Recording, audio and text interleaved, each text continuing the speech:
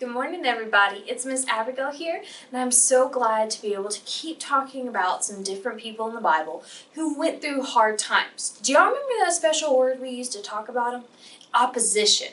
That was what these people faced whenever they were having difficulties. John, we talked about him, Jesus' disciple. He went through the opposition of he was exiled to an island because he was preaching about Jesus and telling people about Jesus.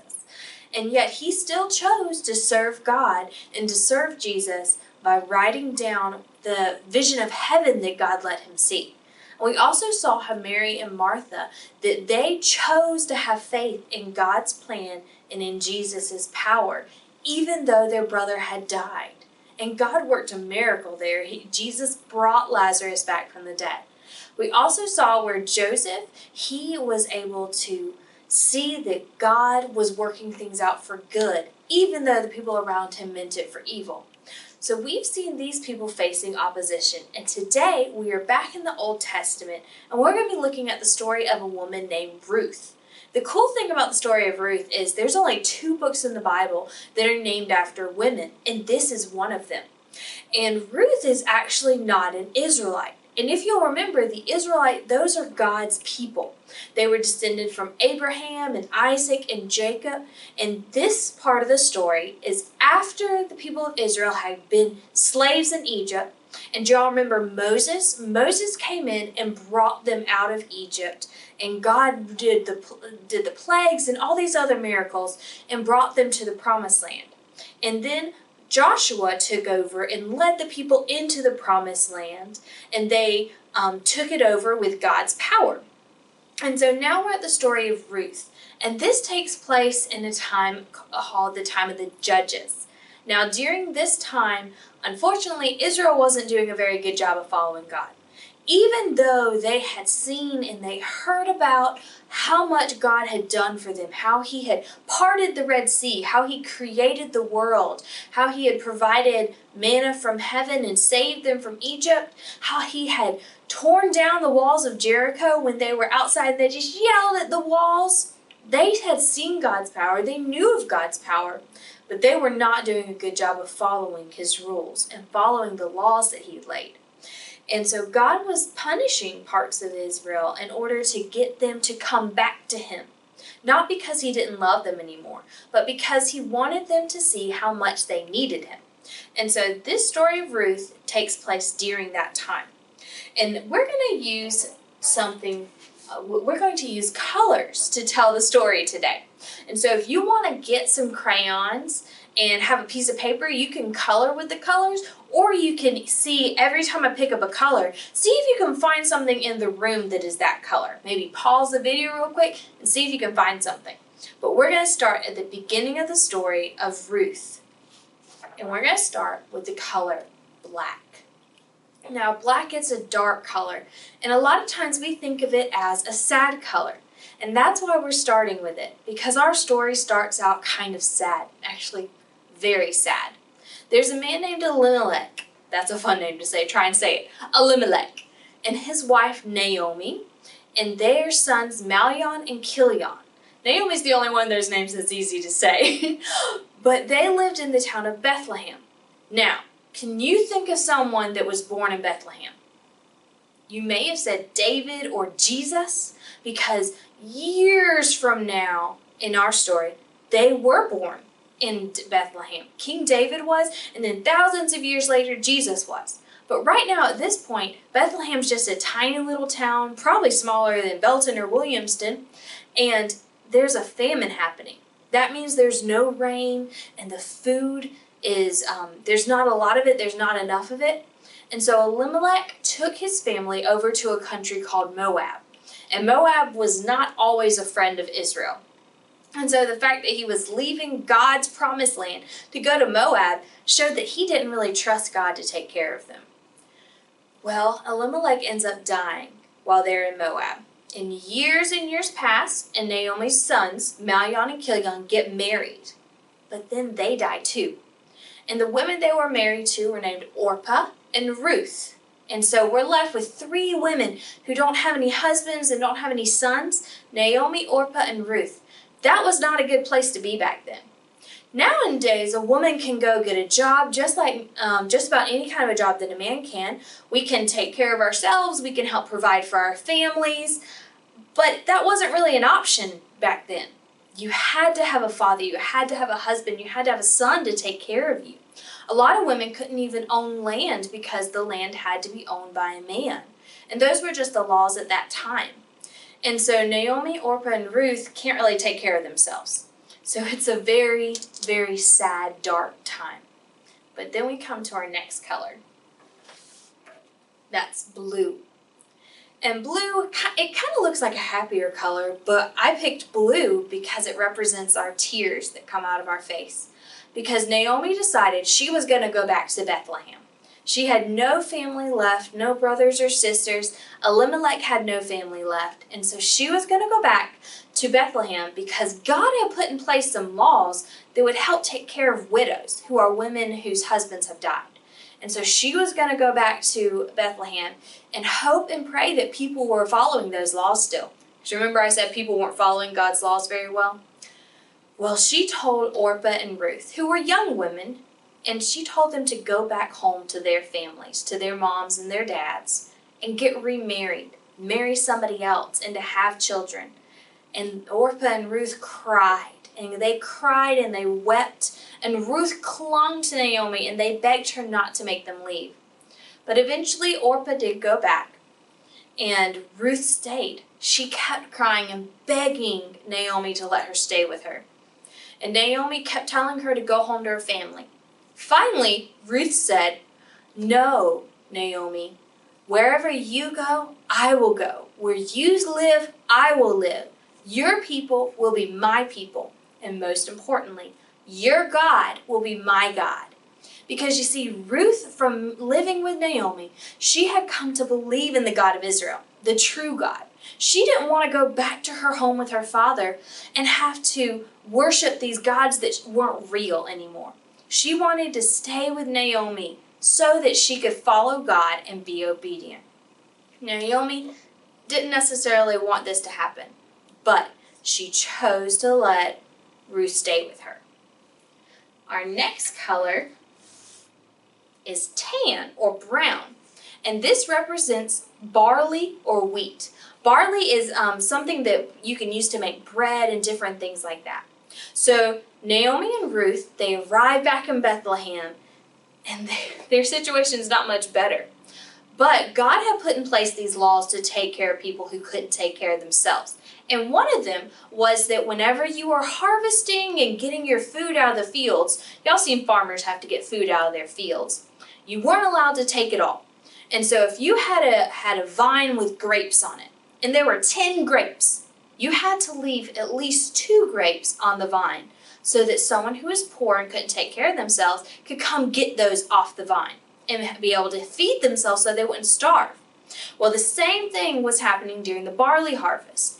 You weren't allowed to harvest the corners of your field because that's where people who were poor would come and harvest.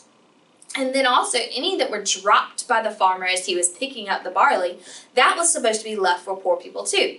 Now this was hard work. Y'all know how hot it is right now outside. Well, it is hot like that during the barley season. And you're bending over and picking at the barley, bending over and picking at the barley, and you're looking on the ground trying to find anything that you missed, because otherwise you're not going to have enough food to eat. And Ruth, I had said before, she was not an Israelite. So the people around there didn't really like her. And so some of them may not have been very kind to her. But she comes to this field that's owned by a man named Boaz. And she's picking up that barley. And now Boaz notices her. And we get to a color that's finally a little bit happy. That's red. In the book of Proverbs, which is another book of the Bible, it says that a woman, a virtuous woman, or a worthy woman, or a woman who follows God, she is worth more than rubies, which is our red gems. And the same can be true for a man who follows God. And Ruth and Boaz are example of a man and a woman who were following God. Because Boaz, he noticed Ruth. And he saw how hard she was working, how she had chosen to follow God, chosen to come and take care of Naomi, chosen to leave her family, chosen to be in a position that was hard and scary. And she was a worthy woman. But Boaz was a worthy man too. He was a man who followed God. He made sure that his workers left enough food for people who were poor. And then he noticed Ruth. And he heard about her situation and what she was doing. And so he told his workers to take care of her, to drop a little bit of extra food on the ground so that she could pick it up to eat. And he also gave her extra food. And he told her, please stay and work only in my field so that my men and I can take care of you. And so they were both people when everyone else around them may not have been following God's rules, and Orpah had chosen not to follow God at all, and Naomi didn't want Ruth to follow God because she thought that would make Ruth's life harder. Everyone around them wasn't necessarily following God, but Ruth and Boaz were choosing to. So we have our next color here, and that is gray.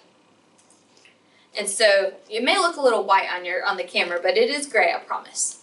So Ruth and Boaz, they found out that Boaz was something called a kinsman redeemer for Ruth.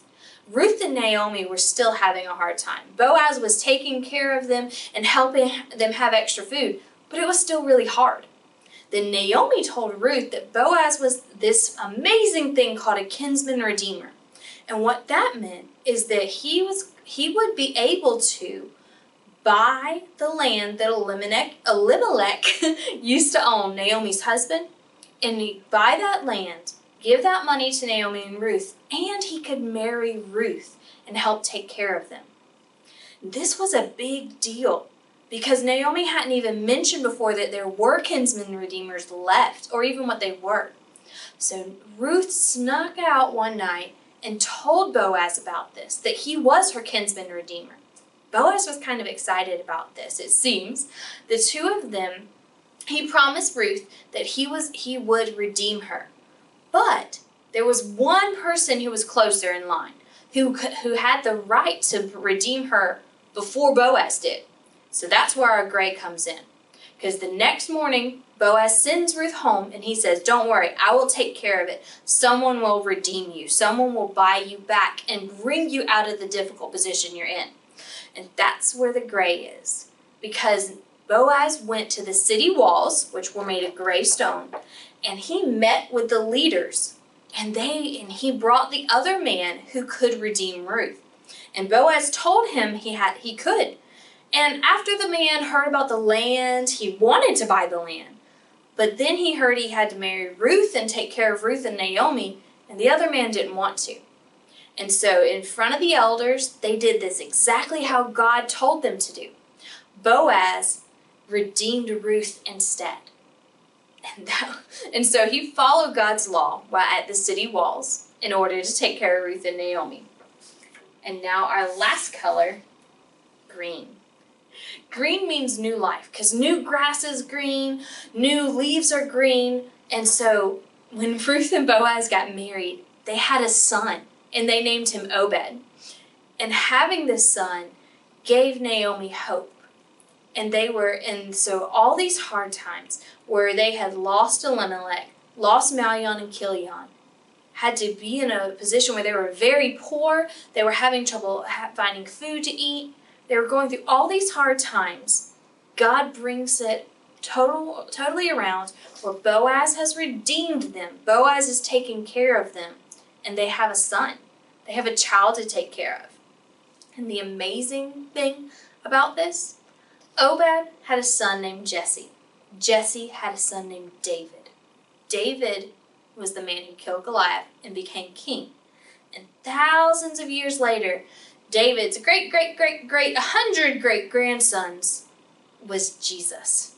And Jesus came to earth and redeemed all of us. And all of this happened because Ruth chose to follow God and to be obedient to God, even though it made her life harder.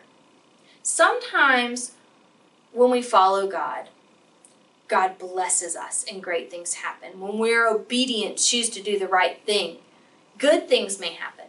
Maybe you decide that you're going to be kind to someone who is mean to you, and they're kind back. That's a way that following God will give you a blessing. But if you decide you're going to follow God and you're kind to someone who is mean to you, and then they're still mean to you, that's hard because you followed God and you still got hurt. Sometimes that happens, but we still can choose to follow God no matter what. So John Harrison and I are about to do a craft, and it's a really fun one. We get to use noodles, and then we're going to do a little experiment where you get to get messy, and it teaches you a little bit about what it means to be redeemed. So I love you guys, and I can't wait to do those with you.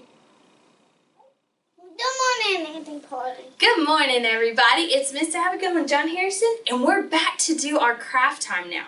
So we just did our story about Ruth, and in that story, Ruth chose to follow God even when other people told her not to, and other people around her didn't follow God. Like Orpah went back home, and Naomi told her to go back home, but Ruth chose to choose God to be her God. And so we're just taking paper and some glue and dried noodles today. Because what was it? Oh, you're holding that up for them to see? There you go. What was it that Ruth was getting out of the fields? She was going and picking up barley and wheat. And we're going to make our noodles into something that looks like that to remind us of how Ruth was faithful. Oh, didn't that do, Daddy? Yeah, you can make it for your daddy. And so I just took a piece of paper and I drew lines up across it. Just lines with other lines sticking out of them. And that looks kind of like the wheat and the barley. Up at the top, I said, your God will be my God. Because that was what Ruth told Naomi to choose to follow God. Now, we're going to use hot glue, but you don't have to use hot glue. Elmer's glue or school glue, any kind of wet glue will hold down these noodles just fine. John Harrison and I just want it to dry quickly. So go on and open it up. And so if you are using hot glue, you need to let your mom or your dad put it down. But if you're using Elmer's glue, you can do it by yourself. And all you're going to do is take your glue and put it on top of the lines you just drew. So all these lines right here that I just drew to be the barley and the wheat, I'm going to put glue on top of. All right, John Harrison, get ready with your noodles. Here we go. Just then be my Daddy a pie. We didn't put Daddy to hang it up. That's true. All right, go ahead and put the noodles on top of it. Be very careful not to touch. Good job. All right, next noodle. There you go. Now, here. All right, hurry. I am hurrying. How about, I got an idea. How about this goes right here? And I pass them over to. Oh, we're going to do teamwork? Okay, here we go. Because I want to show it to everybody. Bobby, here them, the better one. All right, here, let's go on and show them how this one looks. So y'all see how this noodle one looks right here? We're going to go ahead and do the other ones, okay?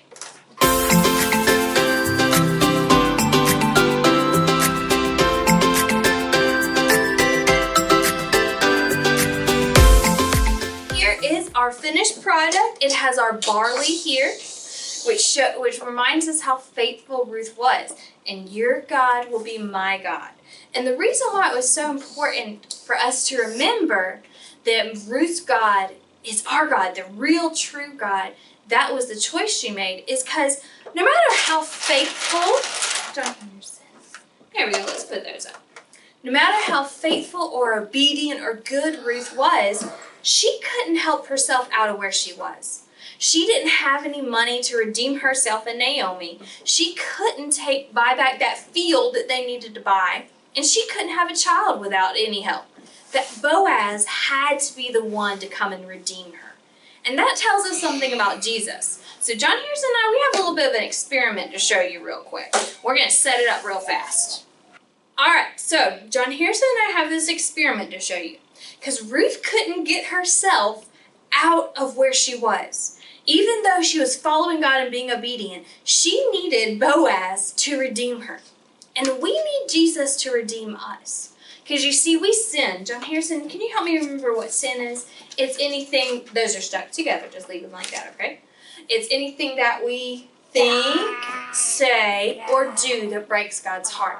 And we can't get ourselves out of sin. We can't redeem ourselves back to God. That's why we need Jesus. So we're going to show you kind of what it's like to be in the mess of sin. John Harrison, put this hand behind your back. Okay, you have to pretend like you only have one hand. All right? And so this is John Harrison's hand. And we have some messes right here in front of us. We have some paint and some old cereal. These messes, they're ones that John Harrison's going to get into. So you get into the paint mess, get it all over the front of your hand. All right, and John Harrison, now, without touching anything, can you just shake it off your hand? Can you shake all that paint off? Yeah. Nope. Some of it came off, but not all of it. So now John Harrison's going to get in a mess again. Stick your hand in the cereal. Uh-oh. Look at that. Hold your hand up to the camera like that. So, oh my goodness, look at all that. Can you wiggle it off of your hand? Some of it fell off, but do you think you could get it all off? John Harrison needs help to get out of this mess that he got himself in. So this is what Jesus does. Jesus comes and he washes it for us. Keep that hand down. And Jesus takes our hand. You keep your hand in there. I'm pretending to be Jesus washing your hand. And so he takes care of all of it. He wipes it clean. He takes the mess and he buys us back from sin. I love that. We didn't do that. All right, stick your hand back in there and let's finish getting it clean. And then he wraps us all up. And the Bible says he wraps us in robes of white, kind of like a king or a prince. Mommy? And then he has us all clean. Hold your hand up for everyone to see. Because John Harrison you couldn't get clean by yourself, could you? Ruth couldn't buy herself back, even though she was being faithful and good. Hold on just a second, okay? Even though Ruth was being faithful and good, she couldn't buy herself back. We can't do anything to get ourselves out of the trouble of sin that we're in. We need Jesus to do it. So even when we're going through hard times, even when we're struggling, we have to remember that Jesus is the one who's taking care of us, not ourselves. And when we get saved, when we give our sin over to Jesus and let him wash it off, we don't have to deal with this messy anymore. He takes care of it all. It's yucky, isn't it? I wouldn't want to touch that. So right now, John Harrison, I'm going to pray for us, okay? You ready? Dear God, thank you for everything that you have given us. Thank you so much for who you are. Thank you that you have redeemed us and bought us back. Thank you that you save us from our messy, yucky sin when we can't get ourselves out of it. You're a good Father and we love you so much. In your name we pray. Amen. We love you guys and hope to see you soon. Bye!